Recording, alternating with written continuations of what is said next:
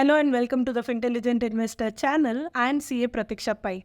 By now, you all may be knowing that the Finance Minister has reduced the customs duty on gold and silver, which led to an increase in the demand of gold and silver. However, we need to first understand what the FM actually meant, what is the effect of this announcement, as well as is gold and silver a good investment option not only from the jewelry point of view but a whole lot of other electrics and electronic usages, as well as we will see what are the different ways to invest in gold and silver depending on what is your end goal through that investment. So let us start this video without much of an ado. Let's dive in.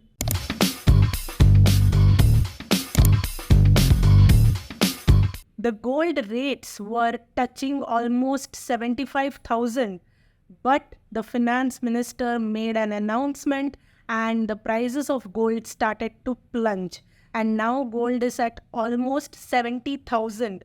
So when it comes to gold, we know that India and Indians are obsessed with gold, and any reduction in the prices of gold means that there will be a very disproportionate increase in demand to purchase gold, and the demand just goes up because India is the second largest consumer of gold after China. So what happened in the union budget? Let's try to decode. But even before we delve into what happened in the budget, first give me just 1 or 2 minutes to explain what are the older as well as the modern usages of gold and silver, which makes it a very good investment option. So when it comes to gold, we all know that every Indian woman loves a huge lot of gold jewelry.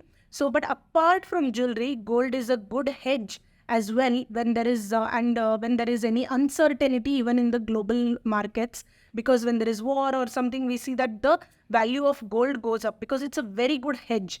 Again, it appreciates in value and gives a great capital appreciation.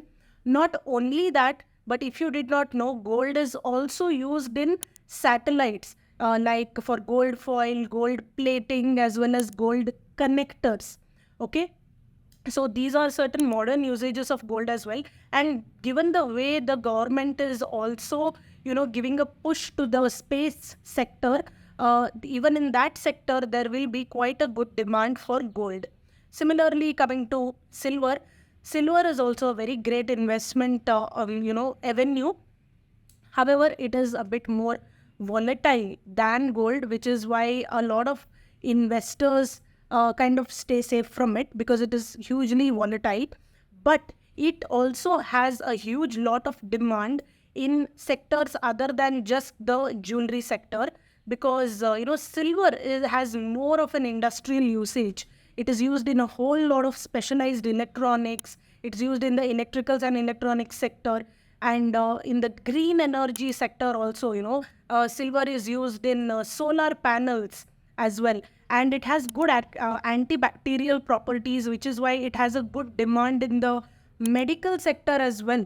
So there is a huge lot of demand for silver also in these sectors, because huge lot of technical as well as industrial demand will be there, because it is a good thermal electrical conductor. So other than the basic traditional demands as well, new usages and demands are emerging for gold and silver.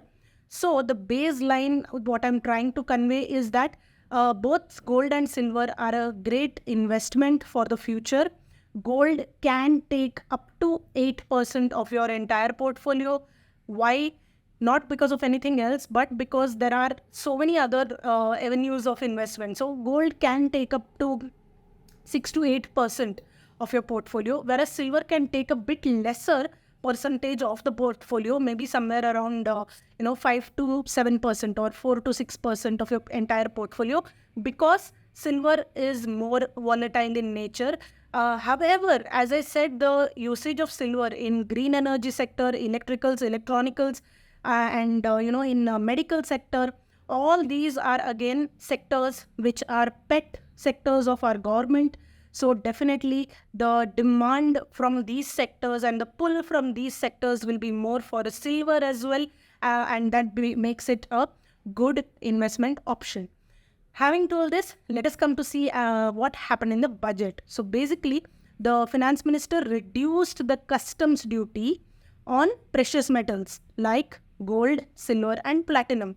As far as gold and silver is concerned, the total duty was 15%, which has been reduced to 6%. And as far as the platinum is concerned, the total duty was 15.4%, which has been reduced to 6.4%. Okay, now see, in this particular budget, the government has reduced the custom duty on a lot of things like cancer medicines and mobiles and shrimp and fish feed and some 25 critical minerals which are having usage in a lot of emerging industries as well as on solar panels. But the maximum and the immediate effect of a reduction in custom duty was seen on gold and silver, because right then on Tuesday evening itself, gold futures as well as silver futures had already fallen and they were trading at a lower value. To understand this reduction in terms of numbers, let me just put it in as simple way as possible.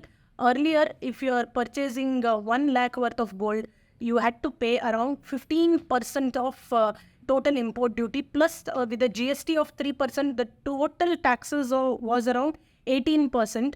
But now the customs duty has been reduced from 15% to 6%. GST has not been reduced, it remains the same.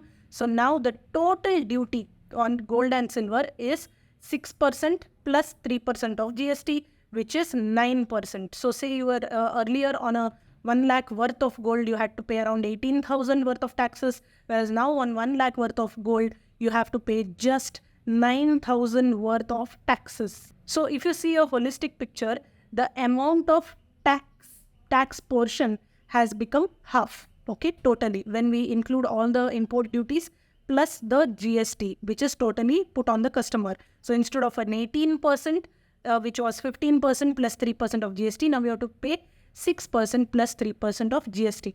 Now, what was included in this 15%? Let us see. So the breakup basically of these this 15%. So earlier, the basic custom duty on gold and silver was 10%, which has been reduced to 5% now.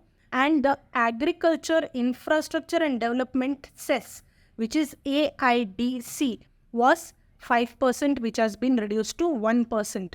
So basic custom duty was 10% and AIDC was 5%, so totally 15%, which has now been reduced to 5% and 1%, which is a total of 6%. Similarly, for platinum, the breakup was that the basic custom duty was 10%, which has become 5% now, and the AIDC was 5.4%, which has become 1.4% now, thereby giving a total duty of 5% plus 1.4%, that is 6.4%. So finally, what has happened now? Gold and silver, the total duty is at 6%, whereas for platinum, it is at 6.4%. So basically, this cess of Agriculture, Infrastructure and Development cess is a cess that goes directly to the central government, and it can be used only for the agriculture, infrastructure and development, as the name suggests. And the government has taken a hit on that cess so as to get down the total import duty to 6% for gold and silver and 6.4% for platinum respectively. So guys, see, once this announcement was done, definitely there'll be effect of that announcement which has to be seen. Now the immediate effect is that, of course, the gold, silver and platinum prices will fall. It was evident as early as Tuesday evening, which is the evening of the budget day itself, wherein gold futures and silver futures were seeing a fall on the same day itself. Also, the total duty, as I mentioned, from inclusive of GST is becoming a half. So 15% plus 3% GST is now 6% plus 3% GST, which is 9% GST. So what will definitely happen is that, people who might have postponed the purchase of jewelry, etc., now that demand will go up. So jewelry sales will see a boost. Okay, and but on the other side, what about the jewelers? Okay, they would have purchased the stock at a higher price, and now the prices have diminished. So the companies selling gold will see a one-time loss, but still there are two benefits that they will see. One is that with the rising demand, their turnover will go up and their revenue will go up.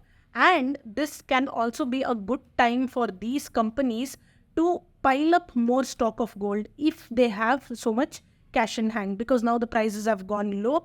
So definitely they can look at piling up on more stock at a reduced price. One more effect is that the smuggling of gold will go down, because see, when there was a total import duty of 15%, it gave a huge rise to smuggling as well, wherein the smugglers can make a deal saying that instead of 15%, I will get you the raw gold, and you just give me 7 or 7.5 or 8% on it, and the rest you forgo. That 7.5%, whatever, I mean, half of 15% basically will be their commission or whatever, something like that. So whenever taxes are high, the smuggling and black money and all that starts somehow.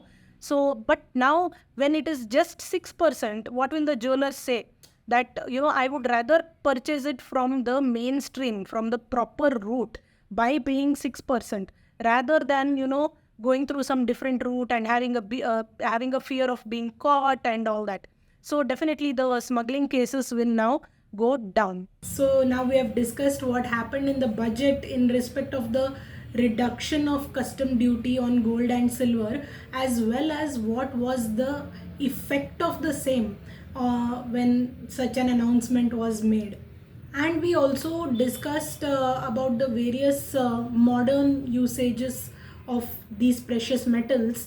And in the next part of the same video, I am going to be discussing about the various ways in which you can invest in gold and silver. Basically this was one video, but it became too huge, so we are trying to just break it down. So this is the first part, wherein we have discussed about what happened in the budget and what are the modernized emerging uses for gold and silver, whereas in the second part we will be discussing about the various types in which you can invest in gold and silver, and how much of a gold and silver are you allowed to own being a Indian citizen, and other such necessary details which are not very technical in nature.